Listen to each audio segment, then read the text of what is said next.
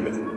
আপনি যদি বিপদে পড়ে যান সবচেয়ে বেশি দুরূদ শরীফ পড়বেন, দেখবেন সাথে সাথে আল্লাহ তাআলা বিপদ দূর করেছে। দুটি আমল, দুরূদ আর ইস্তিগফার। আমার জীবনে অনেকবার দেখেছি আমি চরম বিপদের মুখোমুখি, এই দুটা আমল প্রতি মুহূর্তে করতে থেকেছি।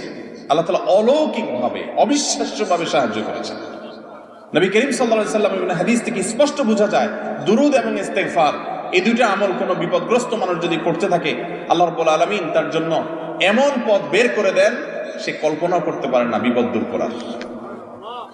তো এই যে দুরূদ এত ফজিলতপূর্ণ আমল, এই দুরূদটা বসে পড়বে না দাঁড়ায় পড়বে? কথা বলেন। দুরূদ বসে পড়তে হবে না দাঁড়ায় পড়তে হবে? কোথায় আছে দুরূদ বসে পড়তে হবে? এই যে আন্দাজে ফতোয়া দিলে তো হবে না ভাই। কোরআন হাদিসে কোথাও বলা হয় না যে তোমরা দুরূদ পড়ার সময় অবশ্যই বসিয়া বসিয়া পড়িবে, দাঁড়িয়া পড়িতে পারিবে না, কোথাও নাই। তো আপনি